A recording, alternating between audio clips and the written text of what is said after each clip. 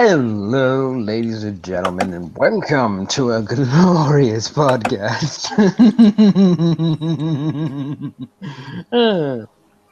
I'm very I happy have, to laugh.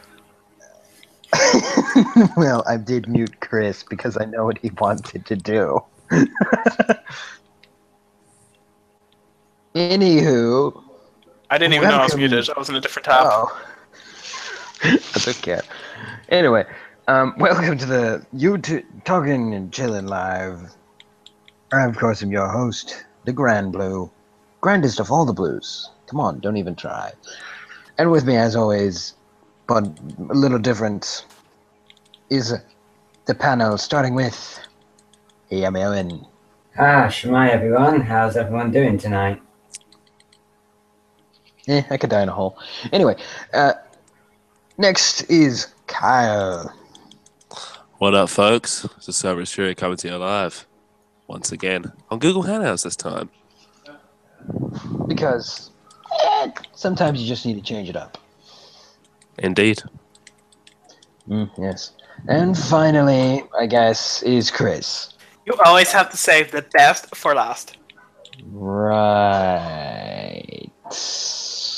Bitch, don't deflate my ego before it's taken off.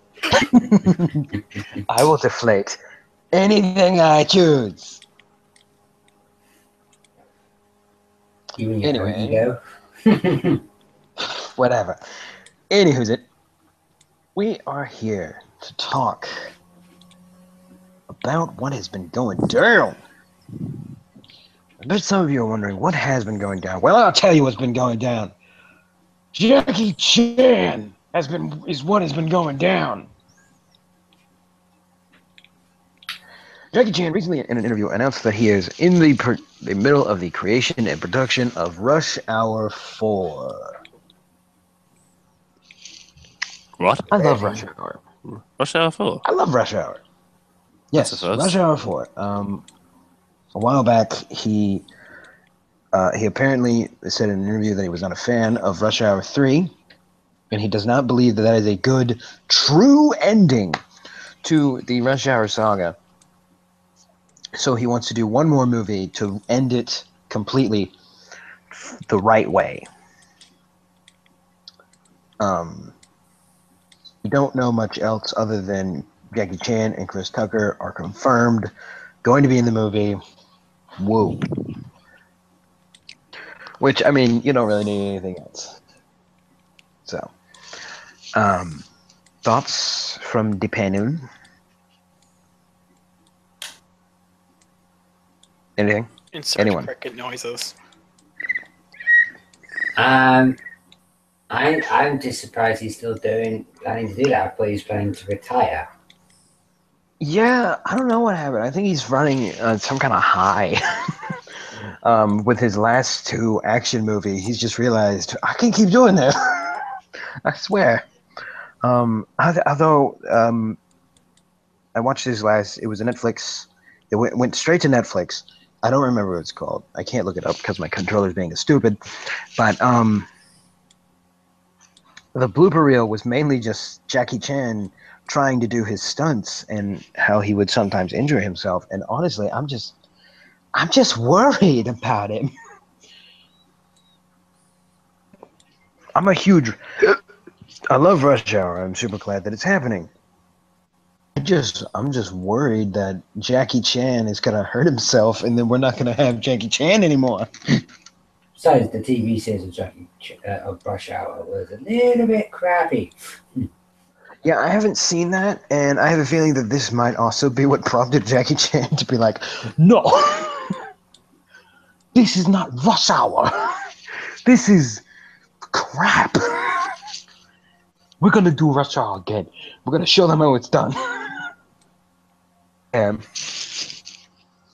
Chris, you with me? And then the rest is history.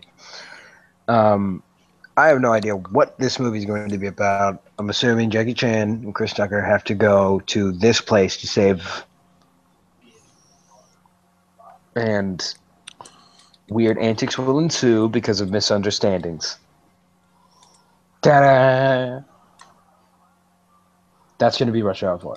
I can't wait for it. I think it's going to be great. I hope it's funny. It's The Jackie Chan and last Tris movie, Tucker. It's gonna be fun. I mean, the last movie kind of got like number 3. Even I'll admit it. I mean, it is my least favorite of the Rush Hours. It got confusing as all hell near the ending. Just like, wait, why? Wait, what? That's not a bad guy. Wait, that is a terrible villain. This is our guy who we're supposed to be threatened by. I mean, as evil Jackie Chan's go, he's a pretty good one, but can we also get an evil Chris Tucker? Like, let's get an evil Chris Tucker. Let's get the guy who played White Storm in the G.I. Joe movie. You know what I'm talking about? Kinda. Okay, yeah, he played the White Ninja in the G.I. Joe movie, and then we'll get freaking Kevin Hart to be evil Chris Tucker.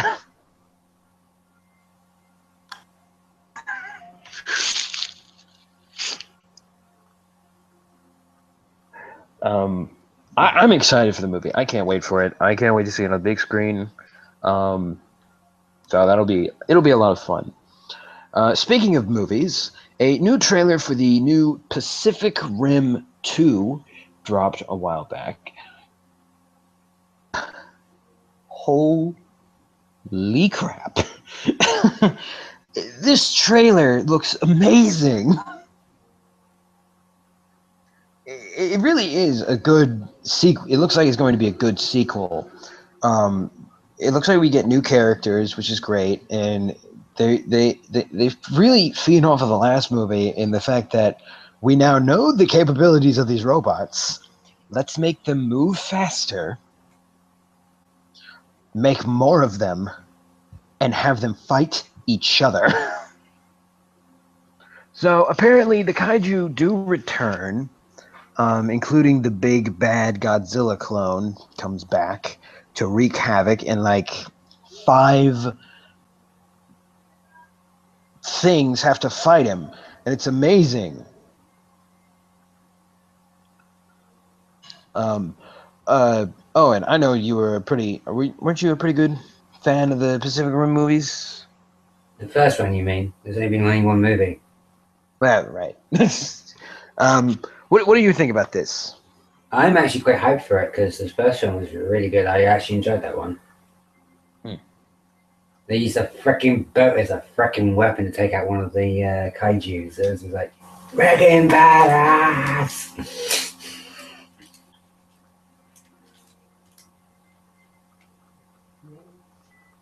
So yeah, so it was a really good film and that. So I can't wait for the second film. Yeah. So any of you guys? There we go. I was gonna say anywho, any of you guys enjoy to see the sequel of that Pacific Rim? What I missed because I got disconnected. Ah, okay. We were just discussing about Pacific Rim. The second film was coming out. They showed the trailer coming out. They showed the trailer. Remind me again what Pacific Rim was actually called. That's not that shitty fucking battleship movie, is it? No, It's Pacific. robots versus kaijus. Yeah, basically like Gundams versus mechs. Oh, Gundams versus kaijus, basically. Oh, okay. I don't think I've seen the first one, but I didn't hear good things about the first one. I actually enjoyed it because of the fight scenes and stuff. A lot of people said they didn't enjoy it and it was just terrible and blah blah, that sort of thing. I just think they were just thinking, oh, it's this, and this, and they think because it was the original producer who made the Starship Troopers originally made it, Okay. and they thought it was like they're killing massive bugs in Mexico. They're like, no, it's not. And they were like showing these guys called the Wreckers, basically, in different styles of different mechs.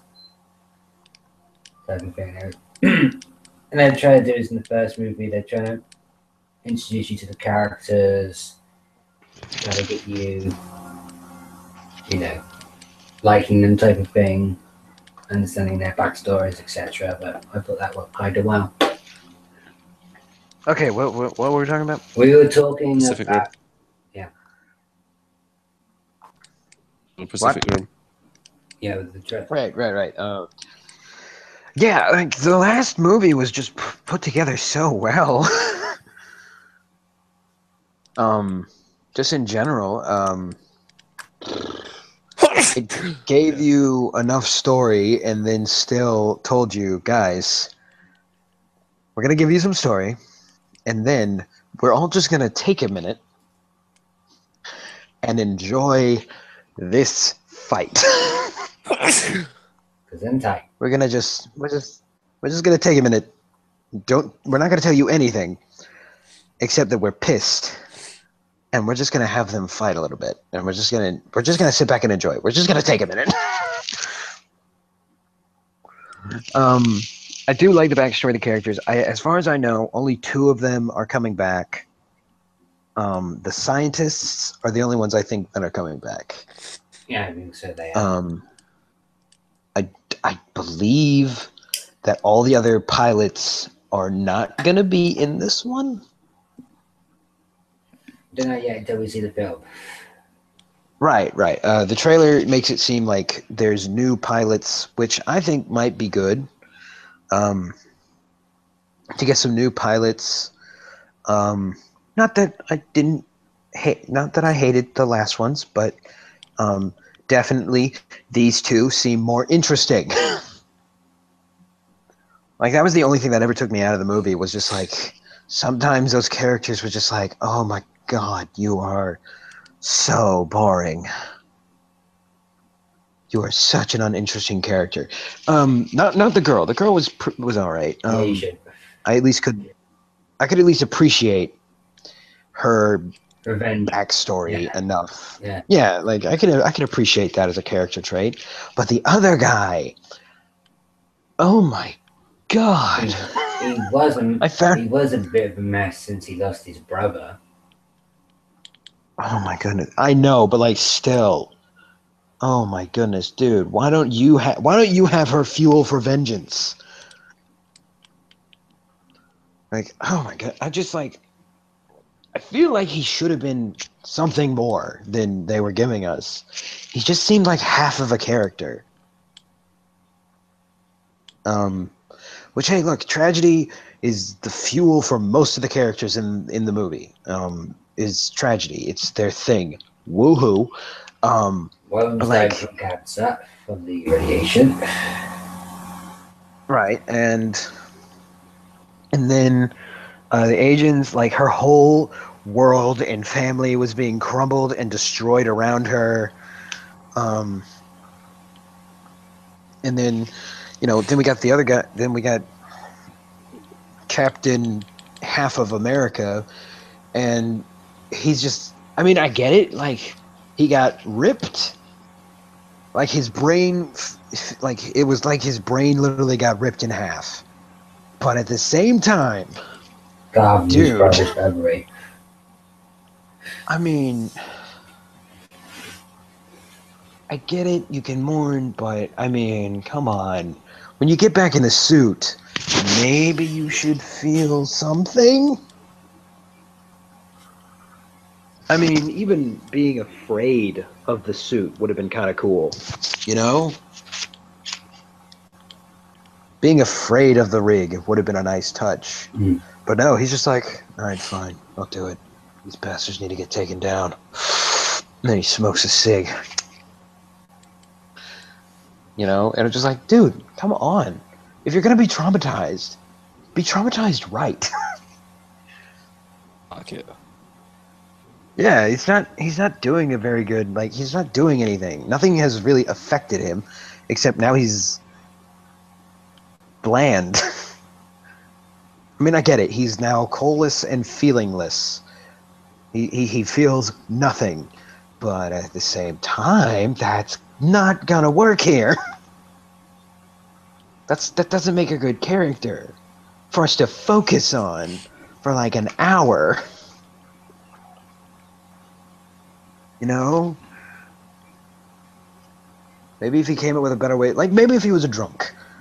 If he was a drunk, maybe he'd be more appealing because then like it would be a little justified why he feels nothing.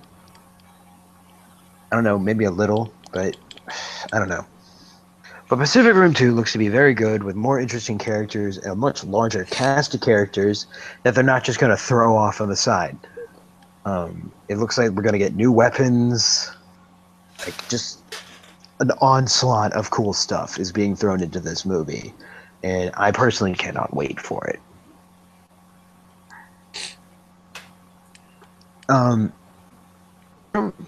On to gaming news. Oddly enough, today, this week was revealed the Atoms Injustice 2 trailer. Completely out of left field. Not complaining, mind you. Definitely not complaining. Because I love the Atom. He was a cool character. His moves look cool. He's cool. Why are we getting his trailer? Is my only question. This is usually the time when we'd get Hellboy's trailer, which would have been cool to see. It's Hellboy, but instead we got Adam, and his moveset looks kind of cool, but like, this came out of nowhere. Not to say that we didn't know. Like, we all knew that Adam was coming. We all knew this. It's like, it just doesn't change the fact that the trailer just like, Adam's here. Adam's here. Okay. Did anyone invite him to the party? It's just, I don't know. It just seems random for them to just drop it instead of Hellboy. In October, nonetheless. But what do you guys think about the Atom move set? I know you guys don't play Injustice 2, but... I have not looked at it because I don't play Injustice 2. Well, I know Owen is a bit of a comic book fan. Yes. I find his moveset really interesting and good, but it's not pulling me to buy the game, sadly. No, definitely. It's definitely not. I mean, Hellboy is my turning point. That's what like is getting me to get it. So yeah, because a certain person keeps on spamming a lot. yeah, the Atom seems like he's going to be a very spammy jerk. Yeah, so you're a certain person who loves to spam a lot. The Atom looks like he's going to have a lot of spamming moves. He also looks like he's going to be very difficult to block against, which is going to suck so much. But at the same time, it is what it is. I hope that the Atom maybe gets some cool armor or skins, so we can change him up a little bit. I don't know, maybe Atom Ant stuff. It is Warner Brothers after all. I don't know what I'm expecting. But I don't know, something a little different to change up the Atom, because like a bunch of characters have alternate costume skins that turn them into different characters that they just didn't want to give a whole nother move set to. Like the Flash turns into Reverse Flash, Captain Cold turns into Dr. Freeze. I think Superman turns into Bizarro. Raiden turns into Black Lightning. I don't know any of the others. I think the Green Lantern turns into someone, but I don't know who. I think it's... I don't know. So yeah, there's a lot of alternating kind of suits and costumes. So I'm kind of hoping that maybe he has a pretty cool moveset. Maybe there's another character that they just haven't thought about that maybe could be thrown into it. I don't know. But yes, he looks like a very spammy jerk character that I'm sure Braxton would love to get his hands on and play non-stop. I, of course, am still eagerly awaiting the Hellboy gameplay trailer before I go out and buy the Injustice 2. So that's what I'm waiting And on. then we get another game with 2 new characters coming out. Hopefully next week, the week after, is Marvel vs. Capcom Infinite. Yes, Marvel vs. Capcom Infinite. They were announced 3 characters, but only 2 of them got gameplay trailers. Because the third one already had it. Oh, did they? She. Did she? All right, I didn't see it. I'll have to check it out later. The first one was Sigma. Is that his name? The Mega Man X. Half of the super mega villain in the game. Sigma Ultra Sigma or some crap like that. Yeah. And the other character is who's the other one? Black Panther. Black Panther, who I'm surprised wasn't already in the game. I thought he was. Only in the story mode section, you see him in the video clip. Okay. So yeah, but then we had Black Panther, and I'm going to let Owen not only introduce, but talk about the third character that was announced. Yes, the third character what was announced was the Monster Hunter, but it was a female version of the Monster Hunter. The fighting style looks similar to Dante's weapon style. She basically can change her weapons from the great sword, the dual blade, sword and shield, and she can summon a monster in the battle as well. So it's like, I know who's going to be my Is there a Monster Hunter comic book? Yes, I have all the manga novels. Okay, all right. Yes, there is an. Okay. I have there's 4 novels. Type of thing. As well as an anime series Now, Owen, for most of the stories.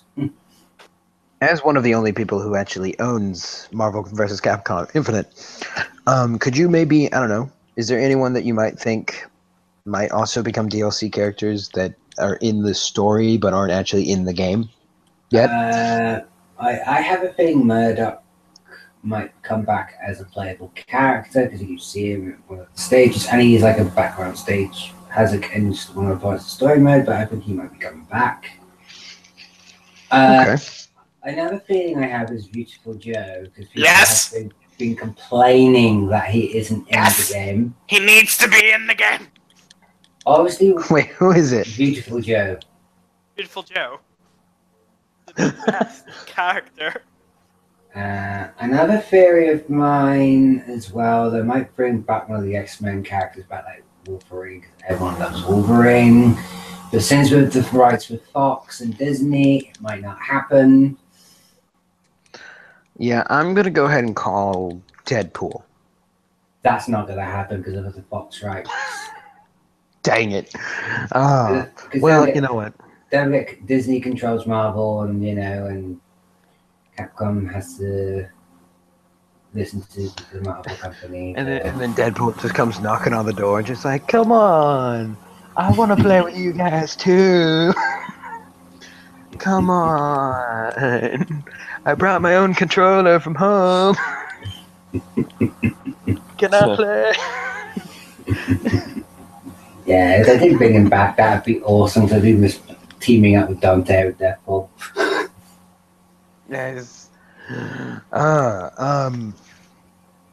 Also in gaming news, they apparently announced a weird VR game. Unfortunately, Retro's not here to help praise the gloriousness that is the VR headset for PlayStation.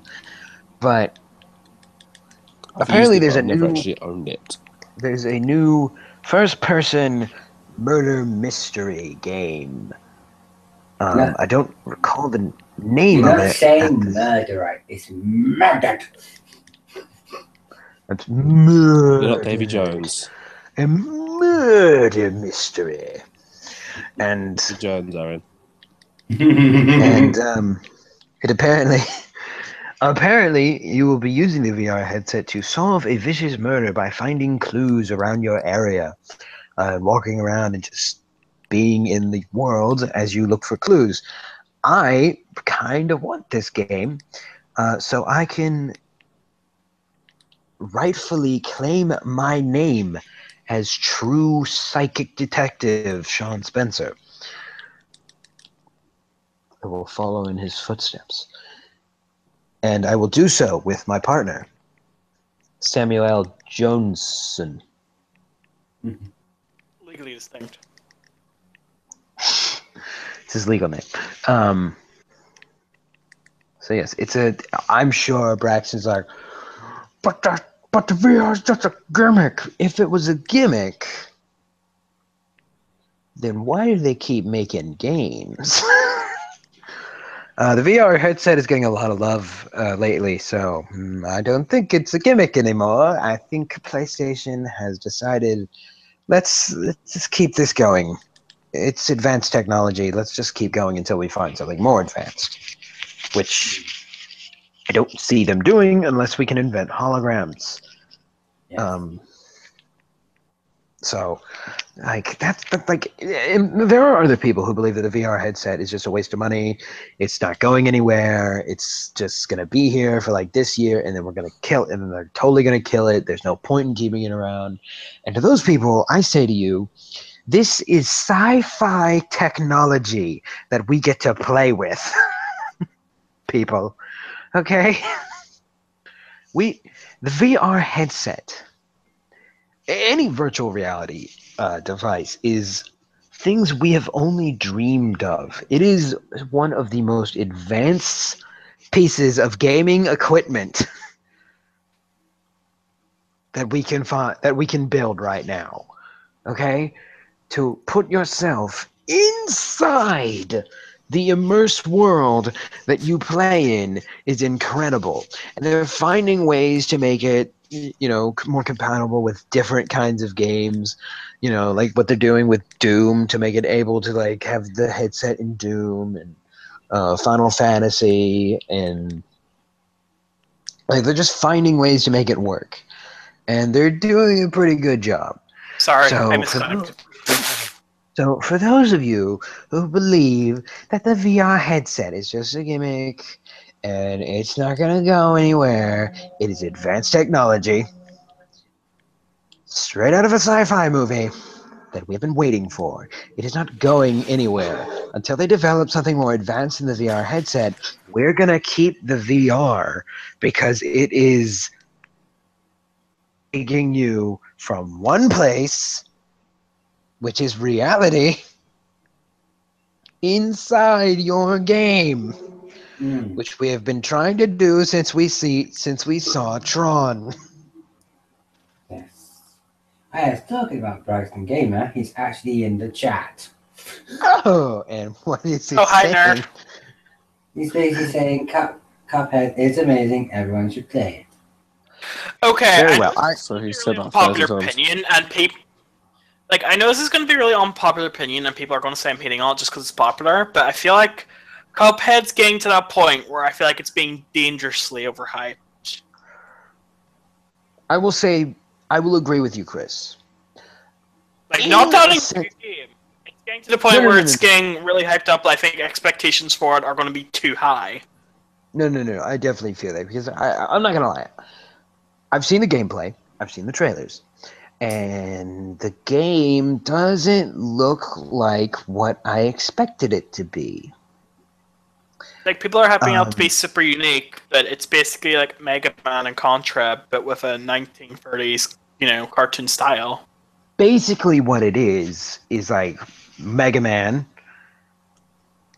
2 and Contra thrown together into a strange mixture that, oddly enough, works very well when you slap on the Disney logo. And I will say this, because I really do mean this. The game looks amazing. The game looks amazing. I've played the game. It's good. It is a good game. But it is not as good as some people say it is. When you get down to it, it's a basic platformer. That is just really creatively made. Like, I love it. I love the music. I love the characters. Okay, I say characters. I love all the bosses and how creative they were in making them.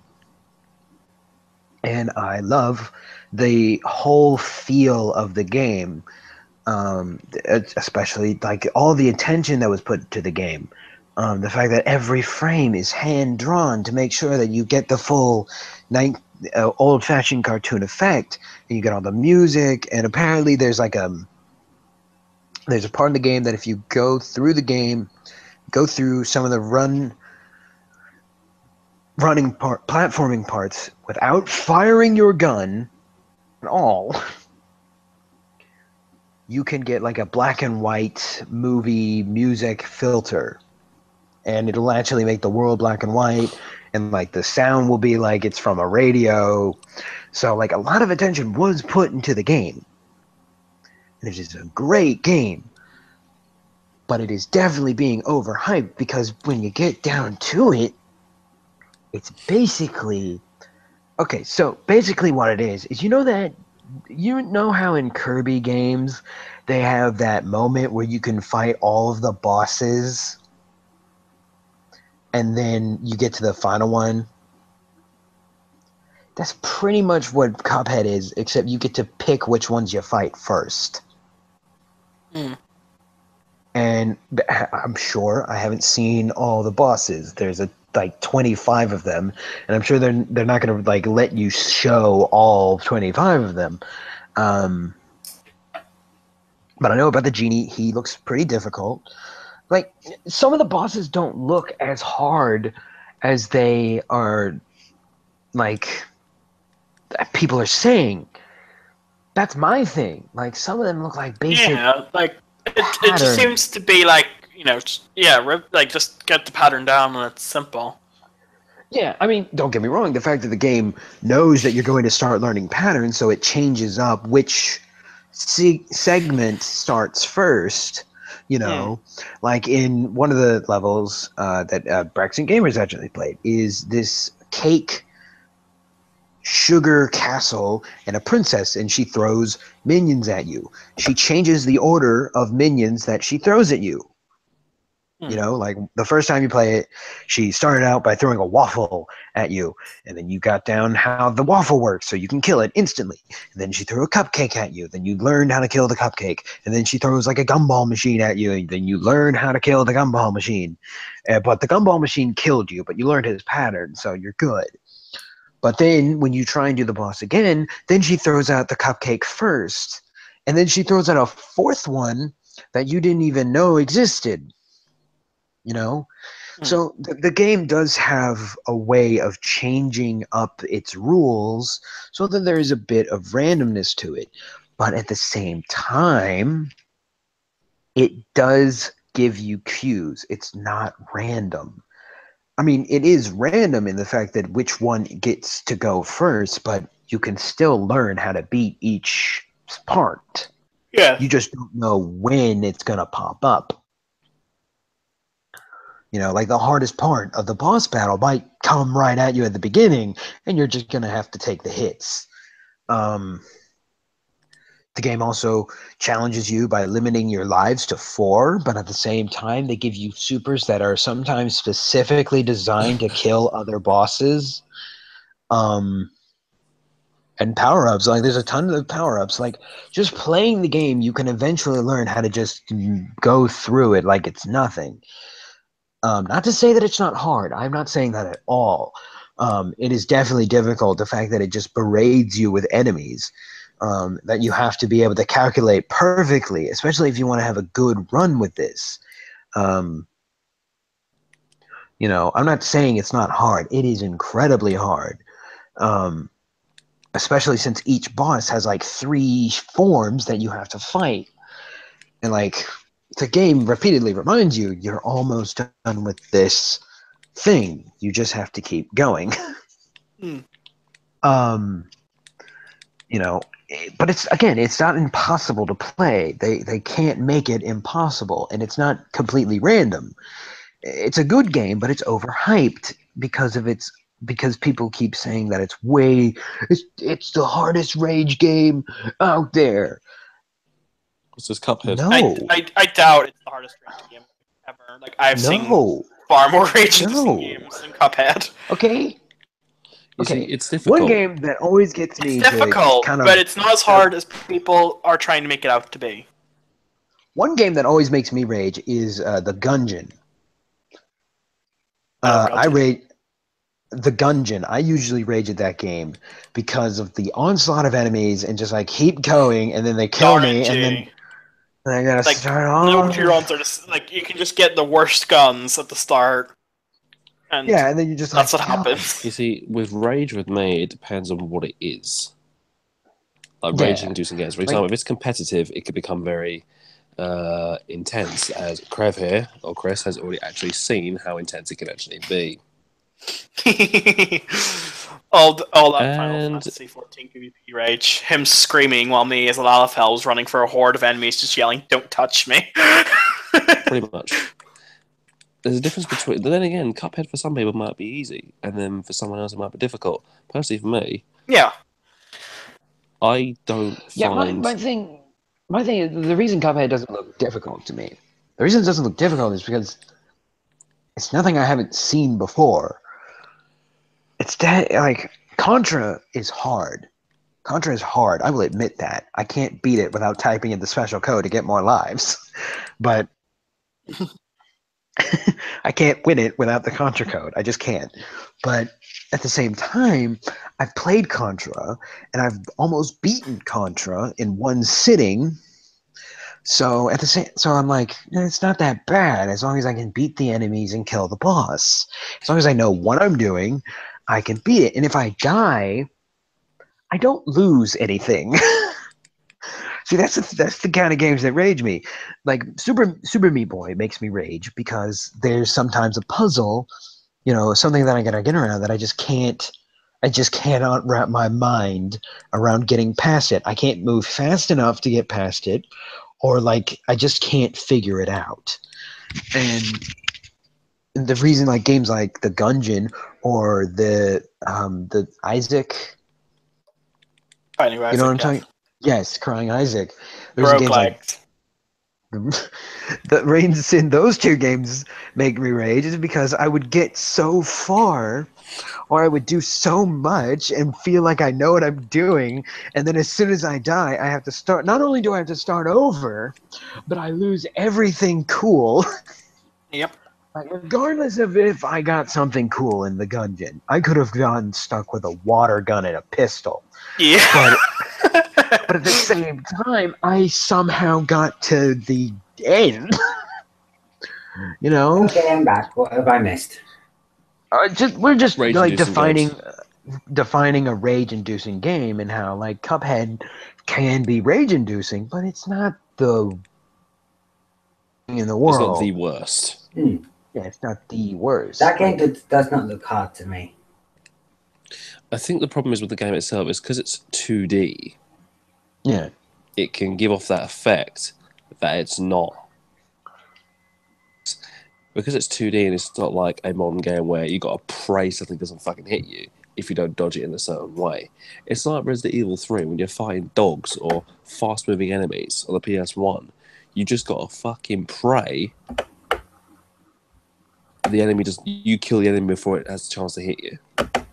Cuphead comes into it. You have to know the fights properly before going into it. Going into one blind, you don't have a clue what you're doing. That's the way it's going to be now. Cuphead's difficulty is being overhyped. There are a lot more different. There are some games that I find difficult. Like, for example, I can't play Binding of Isaac. I can't play it. I'm just terrible at it. It's the person as well that affects the difficulty of the game. People say Dark Souls is the hardest game ever made. For me, it's not. I can play that game with my eyes closed, or not leveling up, or I'm exaggerating, but eyes closed. But still, I can play that game without leveling up. I know where everything is. I know how to deal with it because I played a Souls game before. Whereas Bloodborne was a completely different story because it's very quick, very spammy. Very And you had to- Yeah, aggressive. very quick, very spammy. Like, it was very aggressive. Whereas, like, in Dark Souls, you can time things out and be tanky as fuck. you could, yeah, exactly. Yeah, you can't do that in Bloodborne. You could time things out. Yeah. So I couldn't play Bloodborne, but my friend Ronnie could play it quite easily because he's used to being reckless. That's where I think the difficulty spike comes in, because obviously it all depends on who's playing. Find difficult, or what I find difficult. It might be different for every person. Like, for example, if you take a Final Fantasy 14 for an example, there's different jobs and things like that, different classes. Yeah, like, I can't Iron play finds certain jobs. 14 quite difficult. Because, like, he played World of Warcraft, Yeah. and 14's got the mechanics when it comes to the combat stuff, because you have combos, positionals, all that. It's You know, like, so he personally finds for me, 14 relatively difficult Yeah. in comparison to, like, me, who didn't really do much on WoW, so when on 14 it made sense to me, because it was all kind of like my first proper experience, really. I personally WoW for could me was not just play. minus grind. I can't play Summoner. Just can't. It's Hmm. just not in my nature to do so. Never been able to play Summoner for ages. It's just the way it works. However, is indie. It's not a mainstream title, and maybe certain things aren't as. Don't know really how to put this. It's like you're playing an old PS2 game, an old side-scrolling PS2 game that doesn't have many dodging mechanics. Like, in some games you can dodge, some games you got to pray just don't kill you, or you got to kill it before it kills you. That is how it works. Cuphead's difficulty is being overhyped. Yes, there are parts of it that are difficult, which I have heard. And correct me if I'm wrong, it's on PC and Xbox One, isn't it? Yeah. Yes. Just to confirm. There is some problem, some technical problems, like if you can't like remove a charm off if you want to change and stuff like that. There's some technical problems and stuff like that. Because I was watching Angry Joe's review about it. He said he loves the game, but there is some technical problems with it. Until they can, like, if they can additional new patch to fix the little minor problems and that, it'll be fine. But he said the gameplay in that is fine. It's just like it will get quite boring. Once it'll make you want to stop playing if you can't get past a certain point. Type of thing. This is like some gamers will not go like this. He didn't say this game was like Dark Souls. He said it doesn't have, because he's like, he didn't say it's like a Dark Souls difficulty, maybe like that. Because I'm sick and tired of him saying Cuphead's the next Dark Souls game. He's like, no, it's not. It's not. They said Crash Bandicoot was the next Dark Souls. Anyone saying anything's like Dark Souls means fuck all today. Yeah. It's like, I think the reason fucking why Crash it's like Dark Souls Bandicoot when I completed when I was 5. Dark Souls I still can't complete and I don't have the patience for it. No, fucking Crash Bandicoot's Dark Souls. Prime example. You see, Grave, you don't feel good playing Dark Souls. That's precisely my point. Some people are different depending on what game they play. Yeah, like Dark Souls I just don't have the patience for. I know a lot of my friends, surprisingly. Because, like, when I heard this, I was like, the fuck? They said they found Dragon's Dogma quite difficult. I'm like, how's Dragon's Dogma difficult? Yeah, they can play Dark Souls and I can't. Yeah, Dragon's Dogma had its own difficulty. It was sort of... Monster Hunter. Braxton couldn't even get past, like, half of a level in Dark Souls, so... Yeah, Dark Souls 3 you're on about. Mm-hmm. Yeah, still... And obviously Dark Souls 3...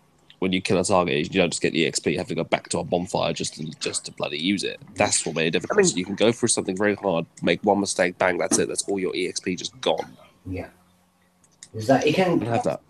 You can pass the first area of Bloodborne. You can pass like the first exactly. Boss. I told him, if you want me to be there, you need to get the summoning bell. Die once. Get your thingy up to a certain amount and you can summon me, type of thing. People like I have not even touched my Dark Souls in so long. Exactly. With Carpenter saying it's always the next Dark Souls. Why are they comparing it to Dark Souls? Have these people not played the original Rayman? Mm. Yeah, Just say it. honestly, Or I the think original Rayman's Mega better Man comparison. 1. Or the original Mega Man 1. Mm. Yeah. Yeah. Speaking Okay. of Mega Man, Hold on. I'm trying to think of one that Braxton can use because I'm gonna get it. We're gonna hear it later. Um. go on. um let me see. Because the games you're mentioning, they're difficult. I will admit that. However, I know that Braxton has breezed through them no problem.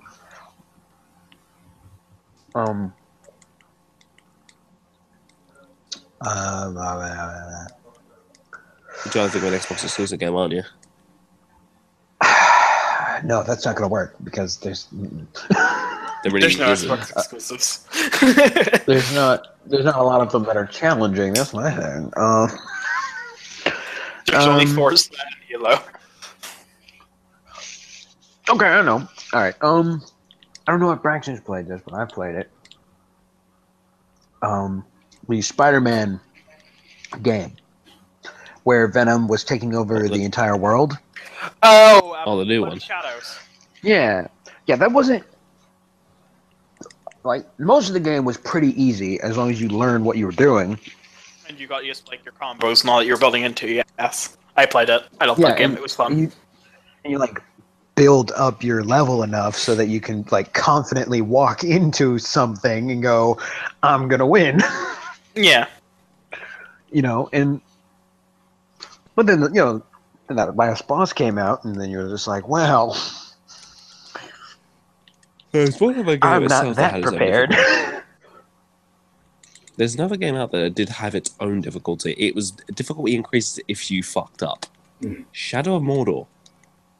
If you screwed up in that game or died at all, it tended to get more difficult. The captains you got like the stronger. Nemesis They just the Nemesis like system. you've been killed by a lowly Gron, and then he will just rank up to the point of godhood if you keep dying to him. For example.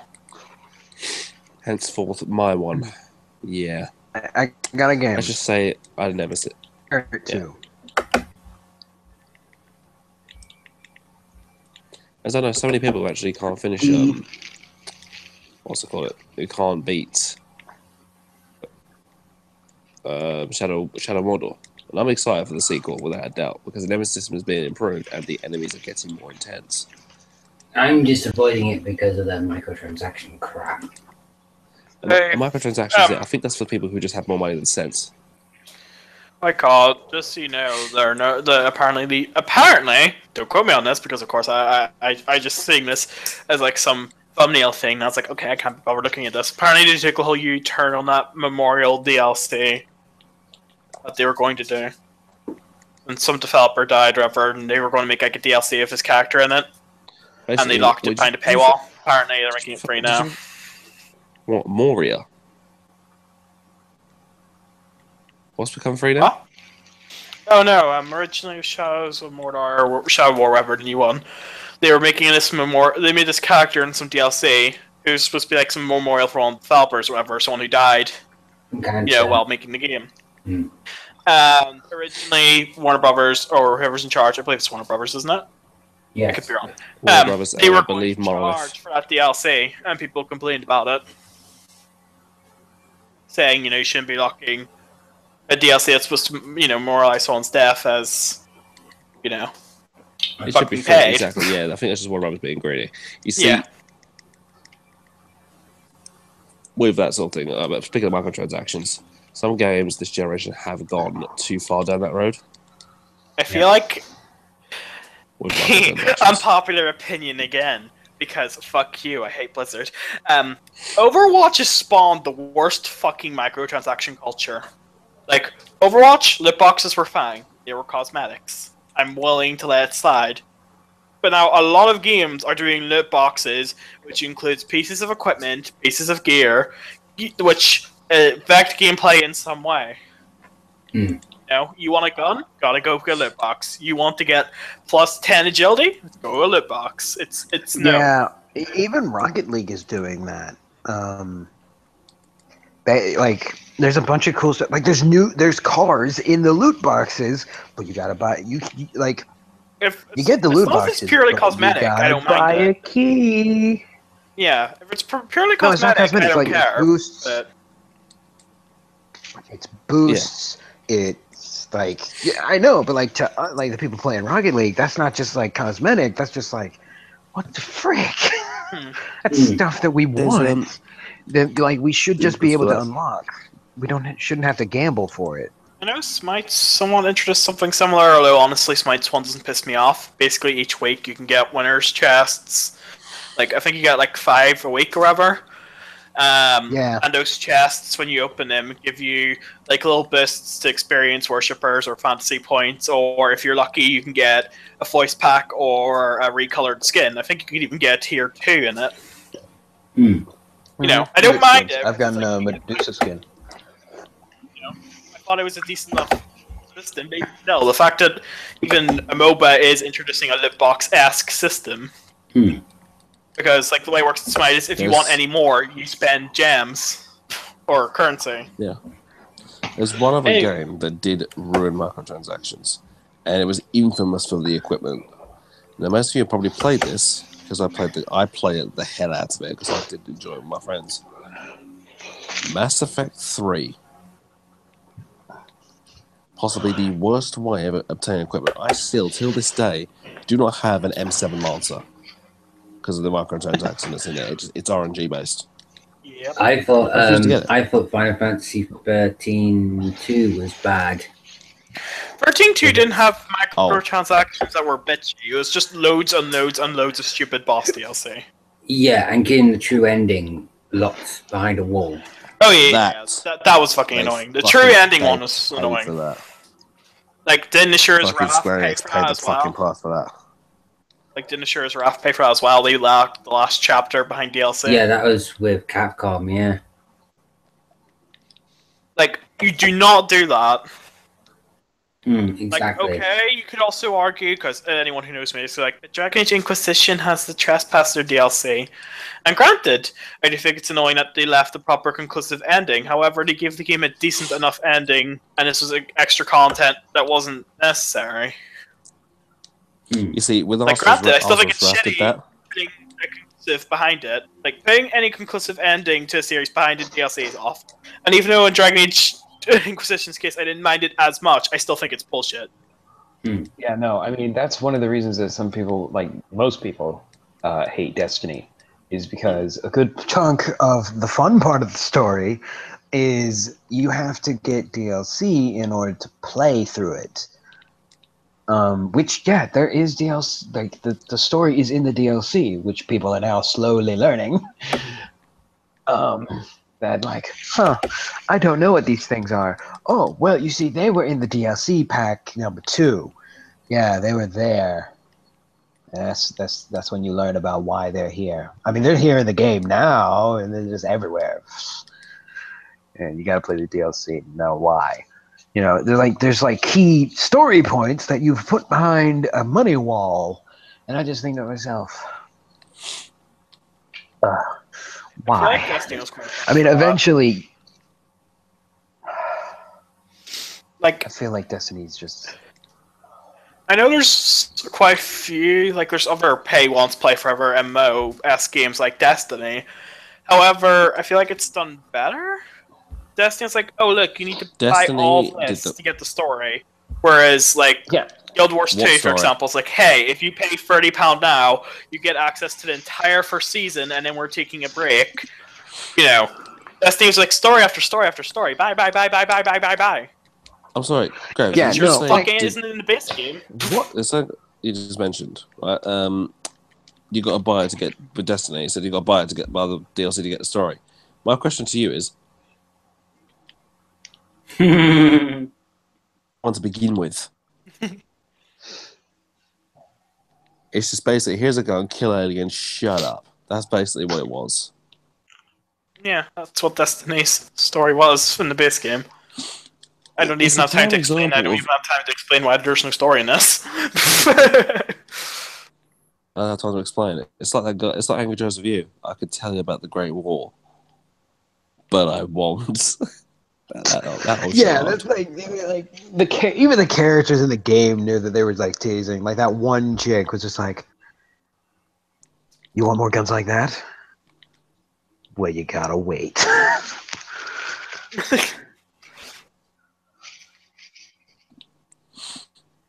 Just No like, example of Oh, there's darkness coming back, and you must stop it. What darkness? Stares blankly at you. just like, there's a great disturbance. Do you know how you wear a mask? That guy, he just stares at you, and his mask slowly changes, and it just shows $40. It's just like you can't trust everyone. He's coming for it. Who the hell are you talking about? And then she's just like, someone that you thought was destroyed. And I'm just like, who? I do nothing. it's like who the I it's like the died. characters. It's like, I who the just fuck are you? Why are you here? Why are you talking? What does this mean? What does that mean? That is literally what Destiny was like. I was like, who are you? The Queen. Who are you? Okay, yes, the Queen looked awesome, and she was sexy as fuck, but that's what made myself the Queen's Guard. But still, at the same time, who are you? I just Okay, love so, like- Pirates. Like, okay, you've been dead for a very long while. And you're like, okay, how would I die? Why am I important? Why am I being resurrected? Never brought up again. here's my like I wish there was a moment in like I wish someone had thought of it just like someone in the game was just like, okay, you're telling me that there's a dark force coming to take the light away from the world, and I'm one of the only people who can stop it. Few questions. Just a few. Can we just spitball a few questions, little tidbits that I kind of want answers to? Number one, how in the hell? What the frick? Who are you talking about? Someone from your past. And it's just like, do not do this to me. Okay?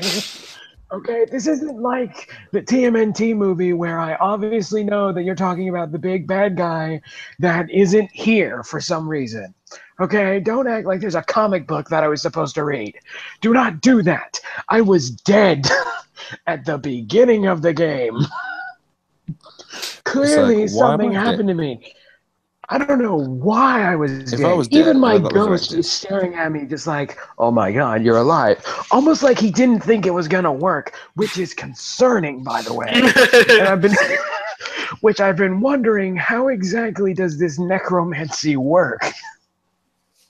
You, a ghost, quotation marks, can bring me, a dead creature, back from the dead. Granted, some of them are robots, but I am clearly a human. So did you like restart my heart? Or are you like a puppet thing that I should really be more careful when I hit you across the ceiling? Like, should I be like putting you in a jar so you don't get crushed? I'm assuming you're important. And then you, who the frig are you talking about? Everyone keeps talking about the light and the dark. This isn't Star Wars, okay? It's not like I can Google, which I don't know why I can't Google this in the game. Apparently, the books are forbidden for some crap. But like is this going on? Like, did no one question the light, by the way? Did no one? Because like I'm dead. I died and I come back to life. And I just have so many questions after what you've told me. Just like, the light has come and now there's only one city. Did like everyone else give up? Or did they just find the light to be the best tourist attraction? Like, what is going on here? I know I died and you brought me back to life. So many questions. oh, my first So question many is, how did I questions. fucking die in the first place? Like, yeah, that's another thing. I know you brought me back to life and you told me that I'm important because I'm assuming because you were able to bring me back to life. You know what? That's it. I am assuming that you tried like 5 other people and I'm the only one who came back. So basically, stories of Amalur. Just Or like Kingdoms this. Amalur. I'm pretty sure you were a thing that got sent out to find someone, and you did a bunch of trial and error with a bunch of corpses. This sounds I just too happened- much like fucking Kingdoms of just- Amalur. I love it. starting to wake up. Why don't I remember anything? Like, don't get me wrong, you can go on Frankenstein rules because he didn't remember anything from his past life, but at the same time, how come none of you can tell me anything? Like, none of you, not even Mr. I Talk to the New God, can tell me who the frick I am. Like, none of you remember me. Clearly, I died in battle, and I'm surprised that none of you remember my face. I'm to the conclusion that Destiny is just a giant $500 million joke. Okay, I am convinced that a bunch of people either got drunk or high, watched Star Wars, Star Trek, and whatever sci-fi bullcrap they could find, then watched Game of Thrones for some reason, then they like pushed the shuffle button on their Hulu, and then they just slapped this thing together in a script and was just like, let's make a game, because they were also playing Call of Duty.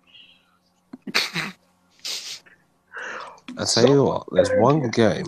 Answers, and then she's just like, look, just give me like $20 and I will tell you some more stuff. And I'm just like, really? That's exactly how $20, it was. that's all it. Like, you know that guy in noir films who's just like, hey, do you know old McSchmitty? I don't know, maybe I do, maybe I don't. And then like he does that finger thing, just like, maybe I do, maybe I don't. And then you give him like $5 and then he tells you that he lives down the street. And then that same guy is just like, okay, how do I get into his house? What if he's not there? Is he usually there? I don't know. Maybe he is, maybe he isn't. I don't really keep track of this guy, you know. I might know where he lives, but I don't know. And then you give him another $5 and then he tells you, yeah, he'll be there about 5 o'clock. Roughly. You know, and they're just like, have you seen him anywhere else aside from his house? I don't know what you're talking about. What do you think? I'm some kind of stalker? And then you pay him $10 because he's an ass. And then he tells you, yeah, I seen him at the gun store. You know, he's getting some pretty cool guns. You know, maybe you can get some of them guns. I don't know. Emperor Dragon Age Origins did this as like the Warden's Keep DLC. You just at your camp and there's just this random guy standing and you're talking to us like, hey, I'm Thingy. My great-great-grandmother was like the last Ferelden general of the Grey Wardens. You're like, oh, that's really cool. Yeah, they turned against her. I don't know why. Blah, blah, blah. Here's some interesting story. Oh, so we can find out more about the Wardens in Ferelden here. Yes. Do you want to come? Okay. Opens up fucking shopping window. Buy this DLC. He's like, no. Don't put the NPC in the game. Like, actually don't. They just advertise it on the main menu, and then want them in the game. Yes, an NPC literally stood there, like he's part of the DLC. But they put him there deliberately, so if you talk to him, he'll try to get you engaged in the story, and then if you don't have the DLC, I'm like, you need to buy it here. Actually, they did that in Destiny 2. They did that. They did it in Destiny. There was a person in the Citadel. There was like a really weird cloaked and dagger kind of character. And if you walked up to her and talked to her, like nothing would happen except like the DLC thing would come up. Unless if you were lucky. Because sometimes she'll just give you a mission. And then you're like, all right, time to go on a mission. And then you check where you have to go. And it's that one DLC. And it's that one planet that when you click on it, it's just like, buy the DLC to enter this zone or sector. And you're just like, but she gave me the mission. And then, because if you're like me, then you're just like, every time you go into your quest menu, you see that one quest that isn't filled or completed that you wanted to go on. But you couldn't because they're like, pay. Or like you're looking through your quest menu and you see that one quest and there's like, and then you remember, oh my goodness, oh my God, why haven't I done this? Let's go! And then you remember why you haven't done it the minute you got it. Is because you don't have money to go in there. And you're just like, damn it. And it happens every time you start up the game because you've forgotten. You've forgotten that you have to pay to go here. that paying to go in things. Do you like free to play games? I'm going to mention this. Yeah, it's free to play. Do you know what I don't like? What? Pay to win. Well, yeah, obviously. I generally despise it. I've seen games get fucking ruined by it. Do you want to know a prime example? By Three. what? You kind of cut out on my end. Games that are free to play games that are ruined by pay to win. Oh yeah. One got prime an example. example is DC Online. I feel DC Online, see, that's tame compared to what I did. fair. On the It PS3, is tame. it's However, you can't go past a certain level unless you start paying money. yeah, that is pretty much how this fucking thing works. They tried saying, we want this to be a balanced game, blah, blah, blah, and things like that. This game is linked to one of my favourite fucking games on PC. EVE Online. Right? I like those sort of games. It was called, on the PS3, as a first-person shooter, it was called Dust 514. Linked to EVE Online. I was like, ooh, linked to EVE Online, this would be good. Play it. It was enjoyable. However, there was one reason why it was enjoyable. It was actually balanced. Do you want to know why? There was no fucking prototype or fucking advanced gear and things like that. I said, oh, it's not a big deal. You could just earn it normally. I said, okay, you can earn it normally. However, if you pay real money, you can equip it with that without a level without the level requirements. So you can join the game, pay 40 quid, get level 5 prototype shit. Level 5 prototype game, which is the top stuff. So you can go into normal, low-level games with a max level gear. It's like going into a PvP match on Final Fantasy as a level 70 in a level 50 fucking game. That is how it works. When it was, the long story of this game was, it was very, very scripted, like survival military style. So if you bought like 10 of these certain guns and then you die 10 times, you won't have that gun no more. You have to get more with the currency. So it was hardcore. It was like hardcore military supply combat. You had to supply yourself in the battlefield, and the matches went on for very long times. The game had so many bug issues, it had hit scan issues, lag issues. It came to a point where you can empty a whole clip in someone and nothing will happen, but when they shoot you, it's like one bullet, you're dead.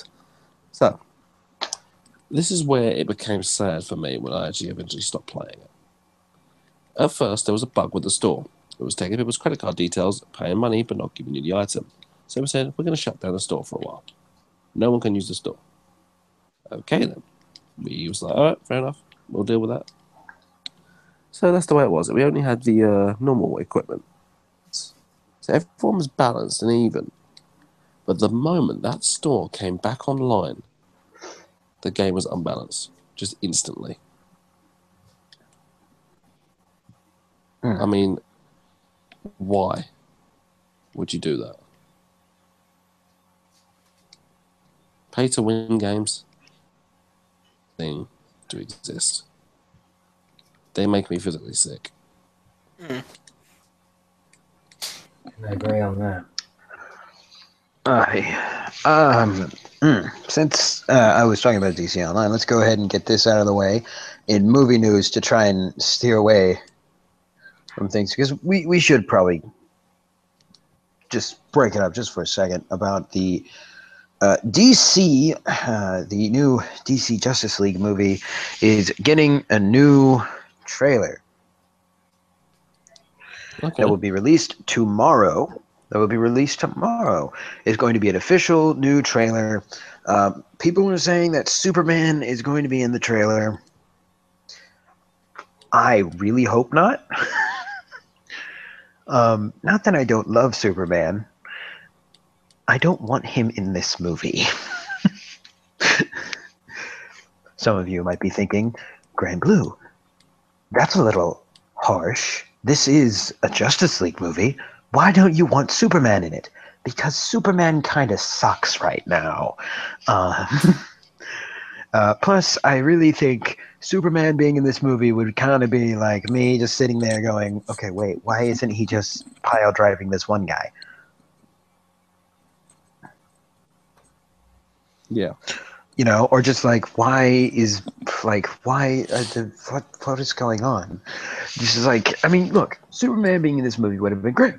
However, you killed him in your last movie.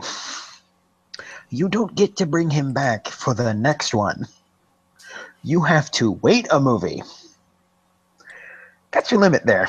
You have to wait at least a movie to bring back your guy. Okay? Okay, because we all know we're not idiots. We've read the comic books. We saw your your very creatively created ending where the rocks were rising from the tomb. Very well put together, by the way. I'm sure every 5-year-old in there went, oh. You know, because anyone under that would never have known. You know, just like. It's like Yeah. that's like okay, you killed him. Okay, you don't get to bring. We know he's coming back. We know this is gonna happen. Don't bring him back. Don't do it. Don't do it for the. I know it's the Justice League movie. Blah blah blah. No. Okay, that's just it. It's the Justice League movie. Batman and Wonder Woman are there, but I'm pretty sure there's just gonna be the guys who bring them together, and then they go there. This is Flash and Aquaman time, people. And Cyborg, because Flash was at least in the last movie, and you know who Flash is because he has a TV show. Aquaman has gotten a new look, and I'm assuming he got mega badass points and is going to be able to do some cool stuff, and I'm super excited for it.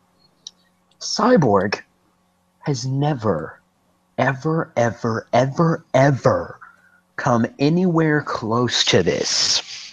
Only in Smallville, though. I'm just saying, like, this is Cyborg time. Okay? Booyah. Okay, this is the Cyborg time. And I swear, DC, Kyle, you bring up a very good point with your very well put words. DC, if you somehow screw up the awesome personality of Cyborg and make him a emo tech kid like Chris, I will end you. Neither of those descriptions fit me. I don't care. I will end you, DC. I will do it. I will do it without any kind of remorse.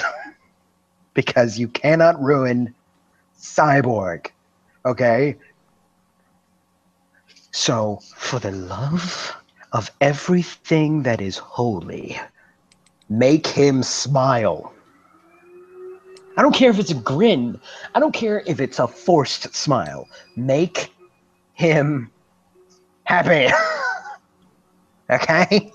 We cannot rely on Flash to be the only funny one. That will not work. The Teen Titans need their, like, as in Starfire, Raven, Cyborg, Robin, Beast Boy, if he's actually fucking in it. They need to have their little banter like they usually do. Okay, see, here's the thing. That's the weird thing about this timeline. They're going with the timeline of Cyborg apparently, I guess, never joined the Teen Titans. Maybe Okay. I don't freaking know. Because frick if I know. Like, that's just the thing about this movie. They imply a bunch of stuff. Like, they imply that we are not only at a Batman that's old, but this Batman has gone through some Robins. Like, they imply that with the Dawn of Justice movie, with the freaking costumes. I'm pretty sure he's gone through a Robin or two. Frick if I know, though. So, like, a lot of implied timelines are here, but, like, nothing is certain. So, I'm gonna go under the assumption that that there's no Robin in this universe, these are the first time that these heroes have ever kind of come together. And Cyborg apparently is always meant to be a Justice League member. So if they make a Teen Titans movie, don't quote me on that, Braxton. I know you're watching. It will probably be Blue Beetle who will replace Cyborg in the team. However, no matter which incarnation of Cyborg you got, he usually has a pretty good attitude towards life.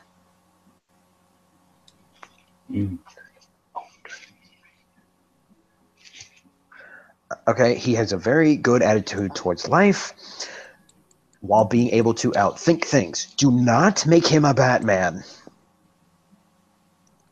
And by that, I mean do not do what you did to Superman and make him Batman's personality with new powers.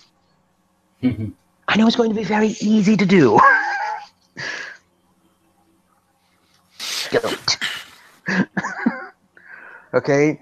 Like, that was the main problem that I always had with Superman in the Man of Steel movie and in the Dawn of Justice movie, is just, he just didn't act like he was just, like, done with everything, kind of like Batman.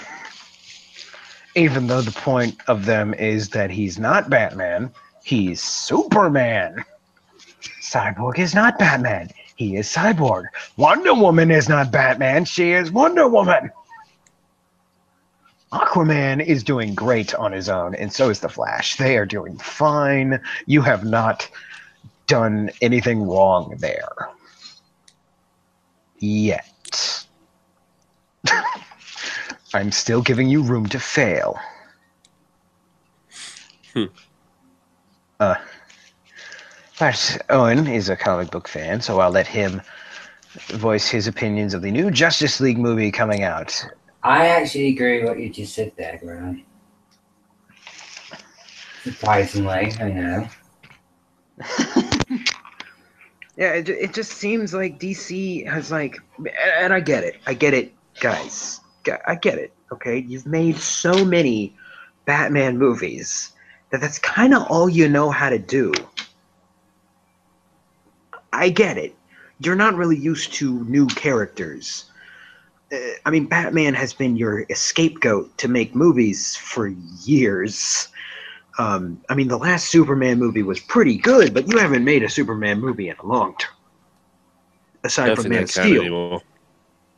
I really don't think they can. They've gone way too far to Gotham City, and all that they're making is Batman-esque universe, which you'd think would come out kind of cool. I'll be honest. Superman went downhill the moment Christopher Reeves died. Okay. I'm going to go ahead and say this. I know it's been said 1,000 times, and it's going to be said 1,000 more times. But here's the thing, people. DC, I hope you're listening. Stop power shaming. Some of you might be wondering, Grand Blue, what is that? Power shaming is what they have done to Superman. They have power shamed him. His own father power shamed him. Chris, I'm sure you're loving this just a little bit. I'm not going to lie, I'm half listening right now. So, Superman is being power shamed because how dare he have power? They're not letting him do anything that he can do. Like it seems like he's been raised to be ashamed of his powers. That was like the whole thing in Man of Steel. It's like, Kent, Clark, your powers they're too much. People won't understand it. You can't show them what you can do. You can't do this. You can't do that. Even though you can, you shouldn't. Bad Clark. No, don't save that school bus of children. Bad Clark. Don't use your superpowers, no matter how cool they are. How awesome it would be for you to be flying around like superheroes. Bad Clark. No, stop doing that. Stop it, DC. Okay? Why is Superman walking around like he's ashamed of his superpowers? He should be happy. He can do the one thing that every person at one point or another has imagined themselves doing, which is freaking flying.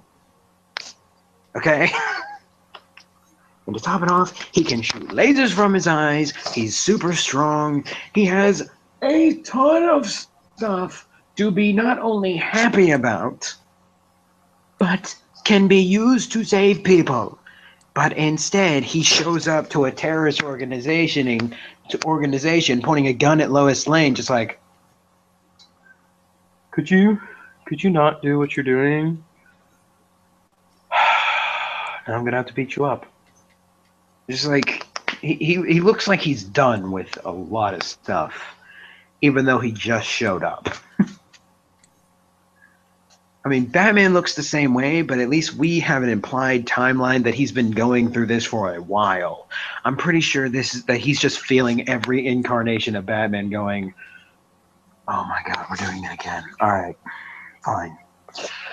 And just like, Superman is just he's way too tired.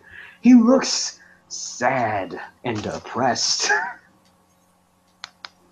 You know, like he shouldn't like make him angry, make him serious, make him the stupidest, campy son of a gun you've ever imagined. I don't care, but do not make him mopey emo kid who, for some reason, just stabs at his food at the cafeteria. That's why no one will sit with him. It's just weird what you've done with Superman. It doesn't make any sense. And I swear to you, if you do that to the other characters like Wonder Woman, you will die, DC. You will die in a burning pit, and you will never be able to come back from it in a movie release until like 5 years later. And I promise you that. I promise you that. Okay? Right now, you're doing pretty good. The Wonder Woman movie was amazing. It made me love Wonder Woman, okay? And I usually just pass her off as just, well, she's just there. And she's kind of cool.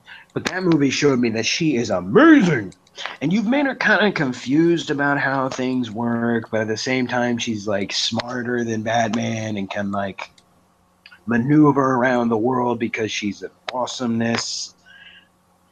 And cool, you've done it. You've done very well with Wonder Woman. Kudos. However,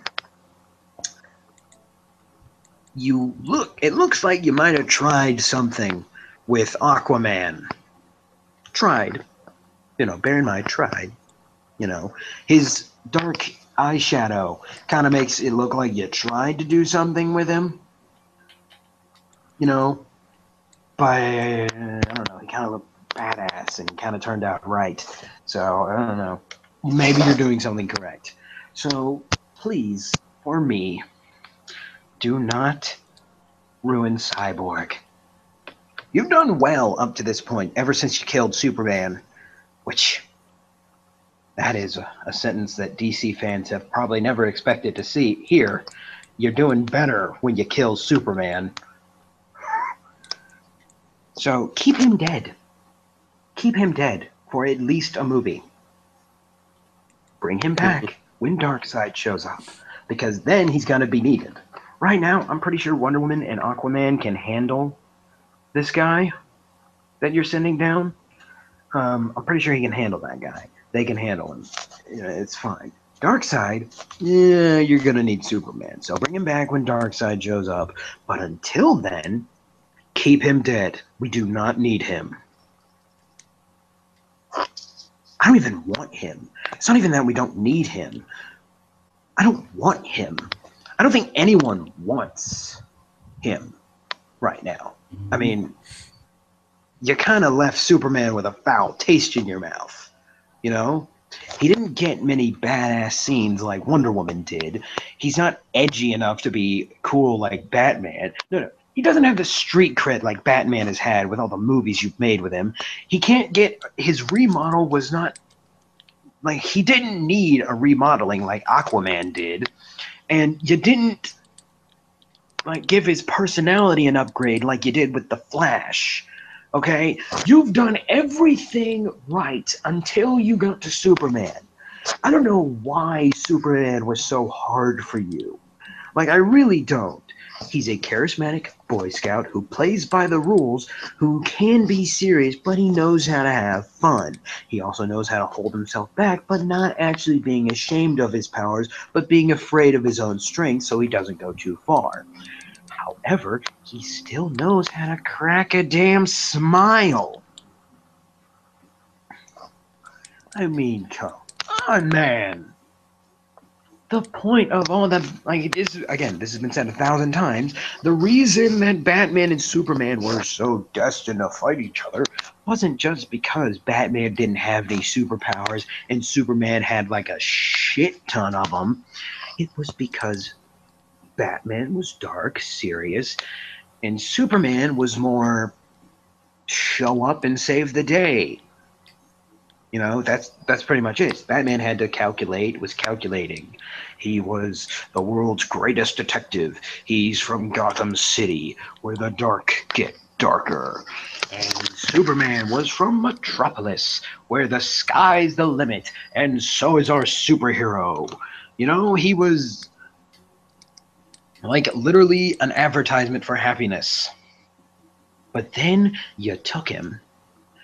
And then you first off, you took away his tidy whities. That was mistake number one. You took away the tights.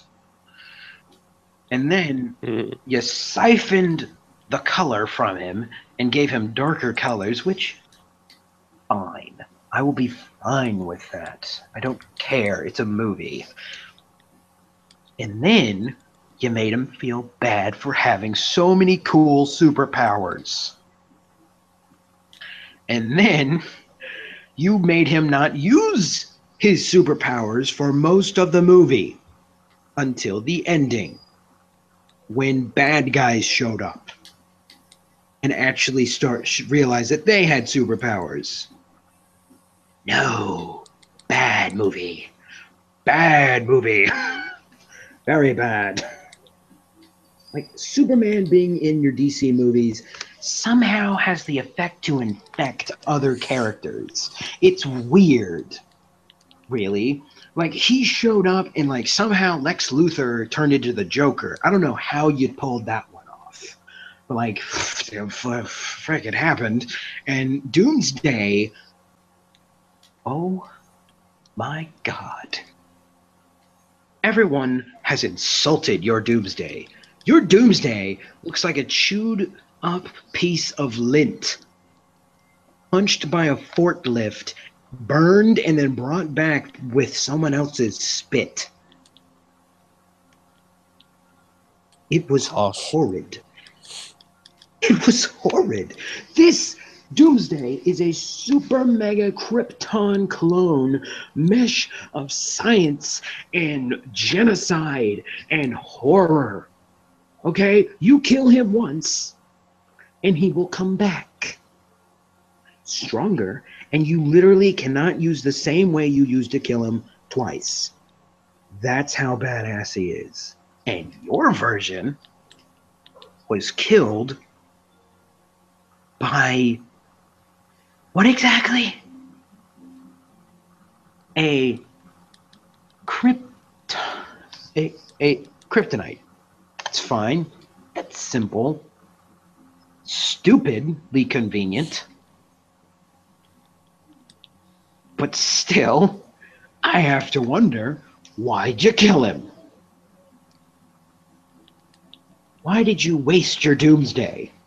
You wasted your Doomsday. We didn't even know Cadmus was a thing yet. Like that would have been something, you know. Wait until after Suicide Squad so that we know that there's people who are kind of scared of superheroes, you know, so that they would be forced to make a superhero more powerful than the most powerful superhero to fight him. But then it turns out that he's a supervillain because he's a mishmash of evil mutation that no one saw coming except Lex Luthor.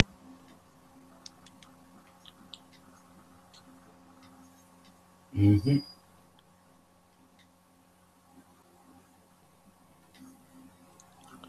Yeah, I feel like they should keep people's personality. I mean, Cyborg's a big one. I mean, if you take away Cyborg, booyah, Teen Titans go, pizza loving, waffle loving, fucking,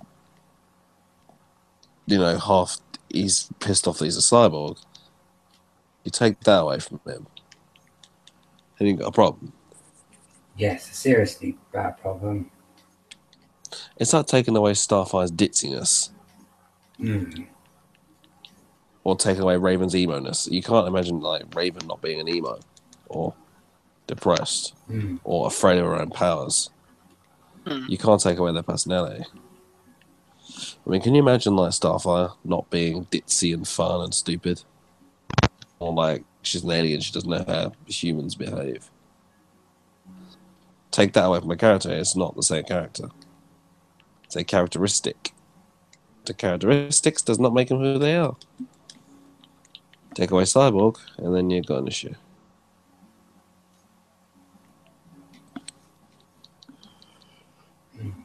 But let's hope that does not happen. If it does, then we are screwed. Yes, we will have a problematic problem there.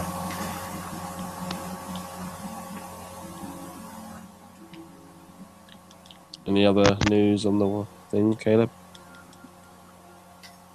Right? I think his mic is playing up again. Okay. Yay, such fun. Let's hijack the stream and talk about stuff which isn't about him. Okay, so anyway. 14 news. 14. Final Fantasy 14. Only good people play.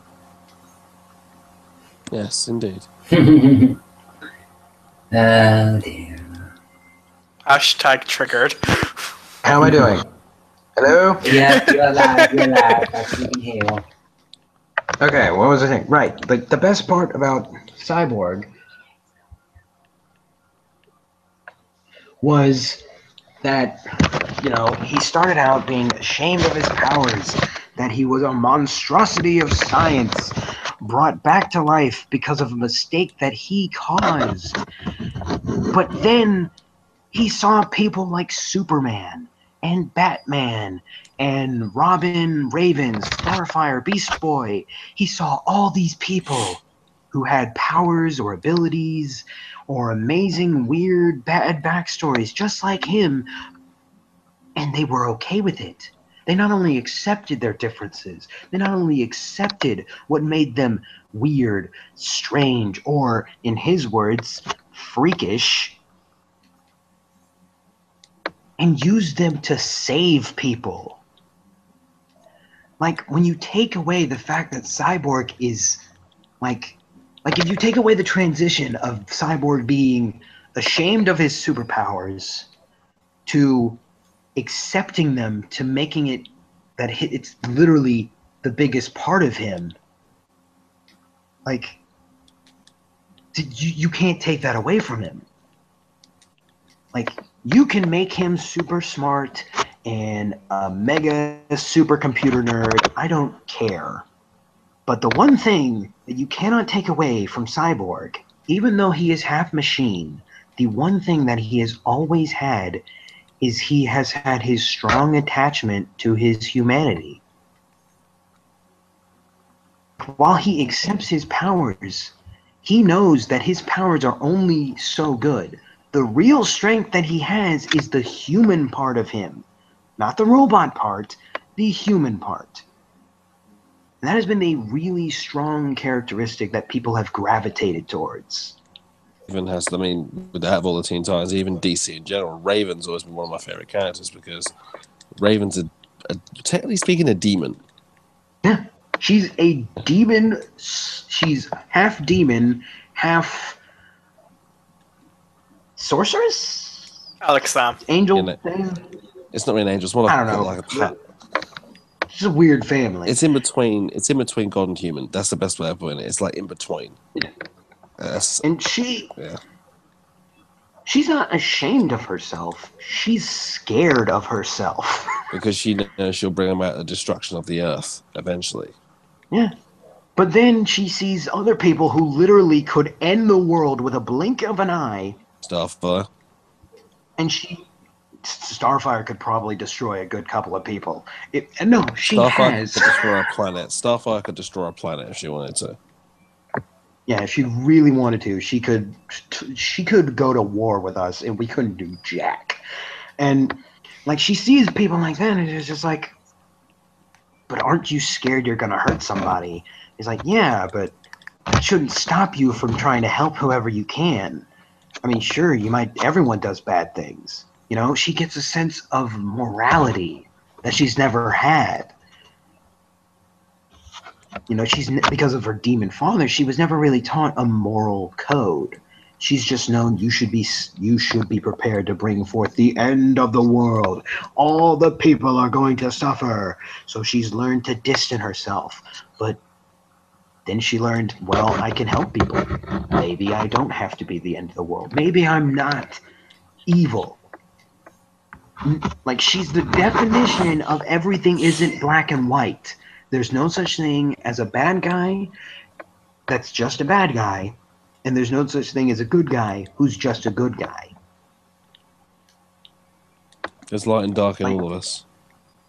Yeah. Like, when you take characteristics like that out of your characters, you lose what people gravitate towards them for. For example, and this is the biggest example I can think of, while we talk about Cyborg and Raven and Superman and even Batman, the one character who you have messed up royally, DC, is Robin in the Teen Titans Go series. It's the one character I can't get past. No one can get past him. Some people can deal with Cyborg and Beast Boy's stupid jokes because sometimes they're funny. Raven's weird, random pony thing is kind of cute and funny at the same time. And Starfire is still the way she is. She's just a little dumber. But the one character that no one can get past is Robin. And I'm going to tell you why. It's because you literally took out everything that made him Robin. You took out his backstory, pretty much. Took out what? Where did you cut out there?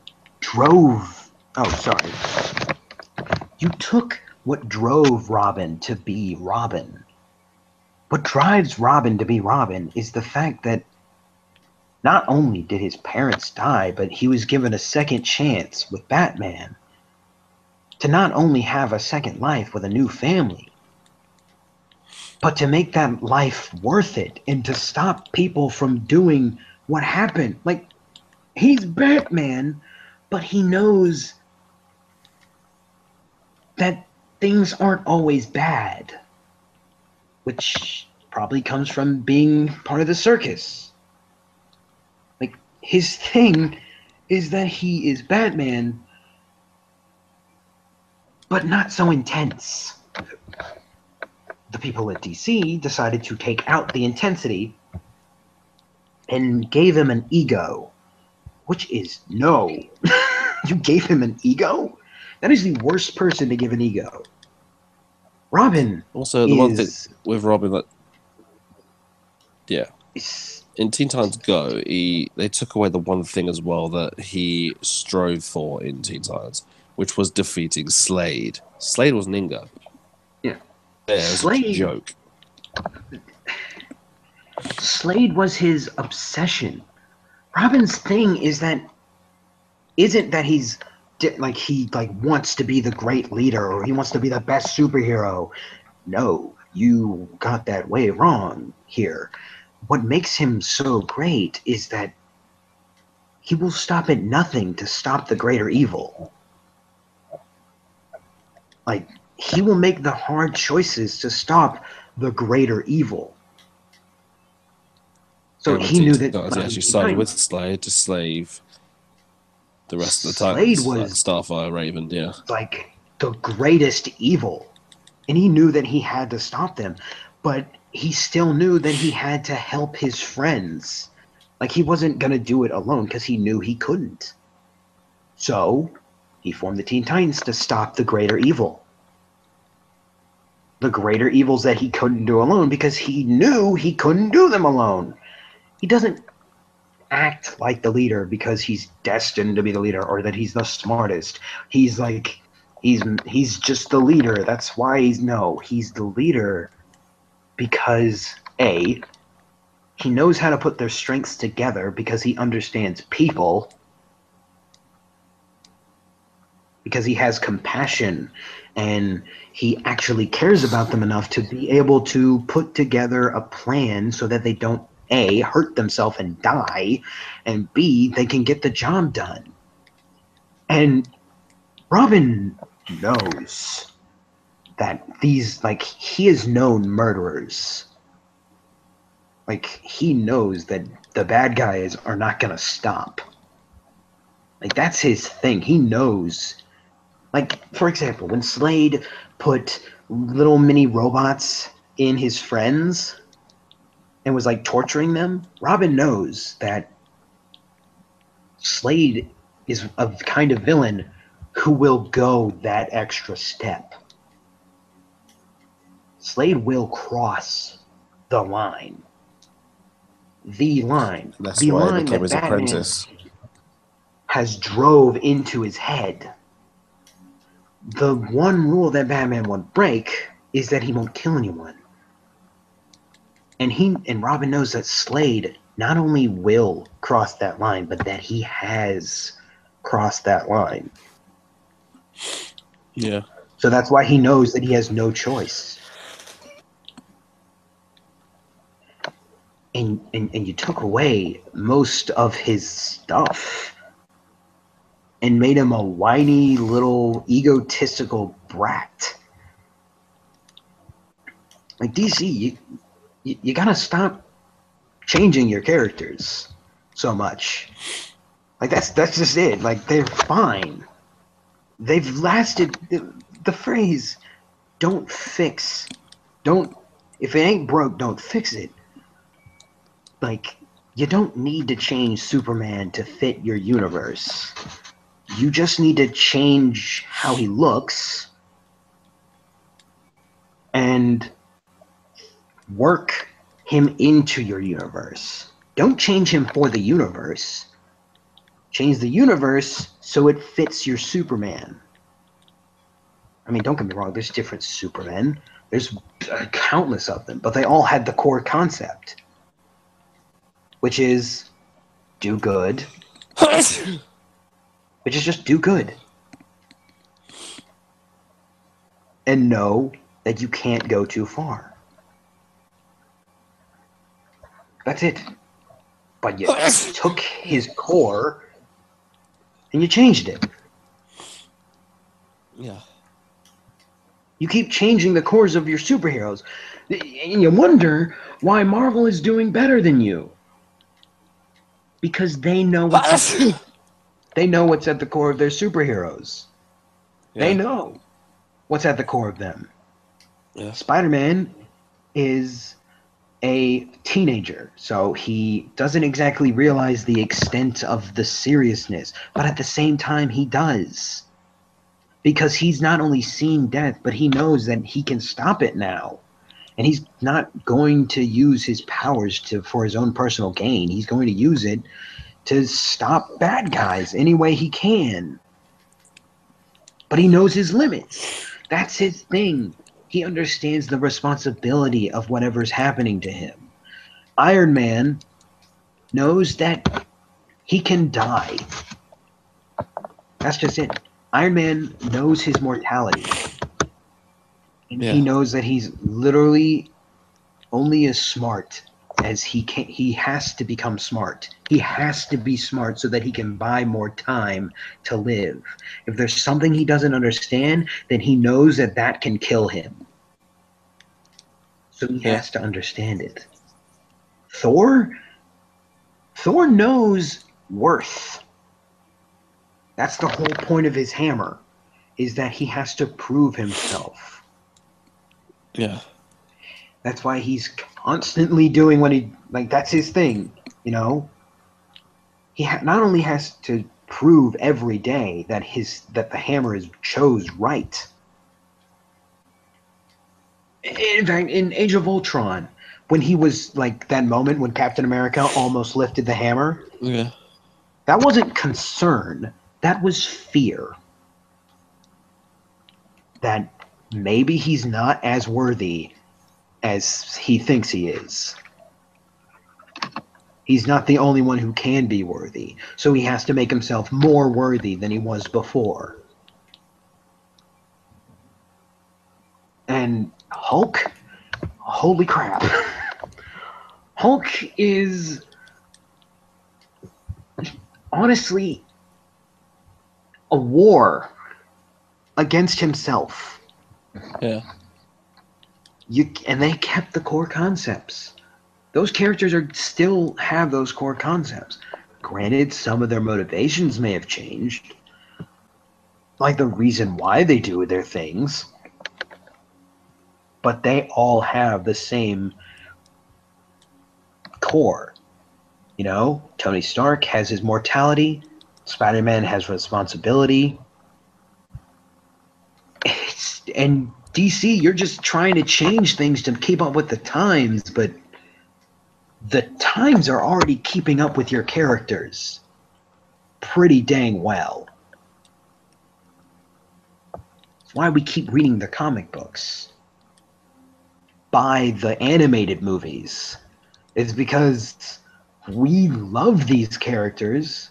We love seeing them do stuff, so you don't need to change them to fit the new time. You just don't.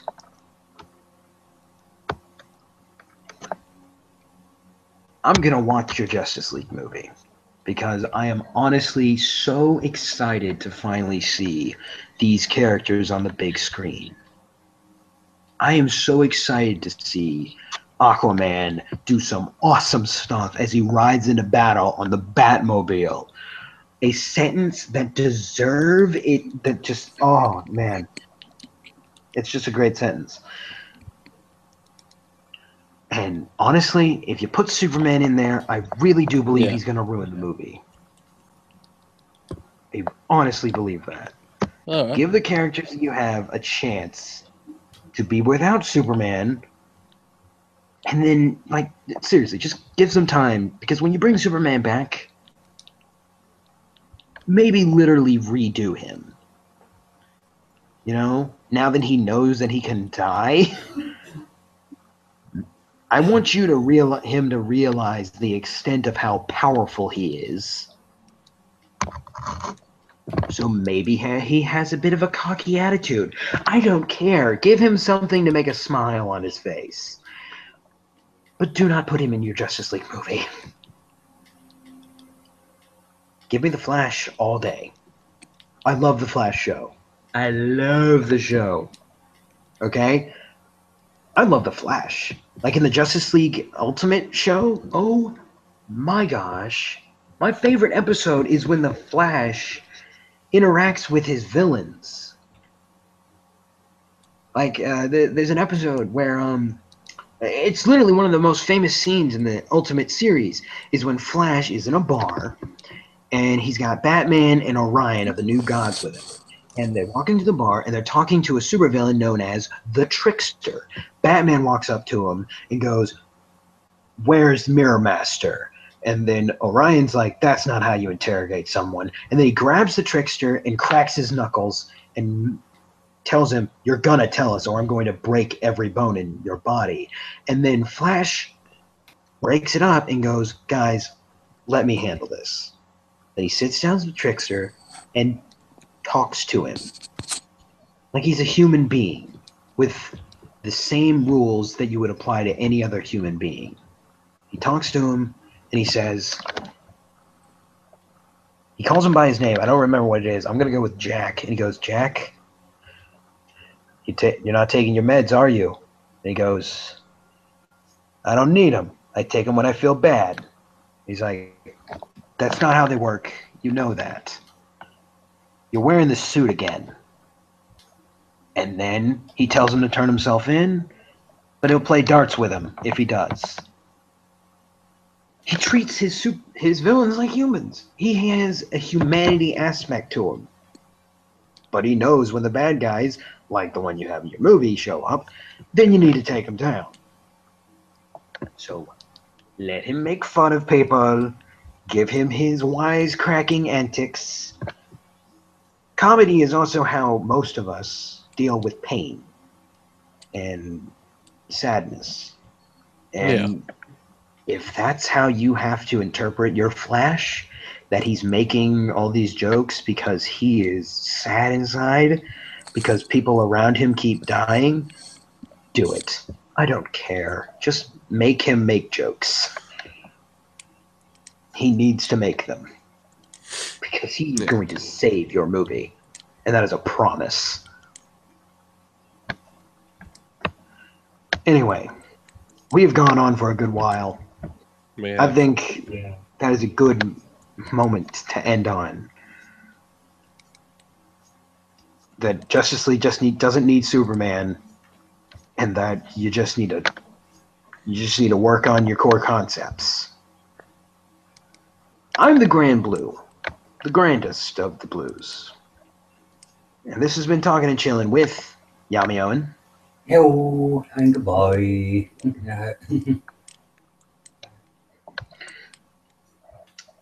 Chris. Intropriate, deaf, encroaching, blah blah blah. You know what I'm going to say. Nerds, you're all nerds. Every last one of you. Especially you. Kyle. Well, folks, I hope you enjoyed this podcast, even though it's a little bit different than something I usually do. And as usual, the thing I always say, stay frosty, and I'm out this bitch. I'll see you next time. See, Chris, that time I actually did save the best for last. Fuck you, asshole. I knew that would bring you back. Until next time, everybody. I'm the Grand Blue, signing out.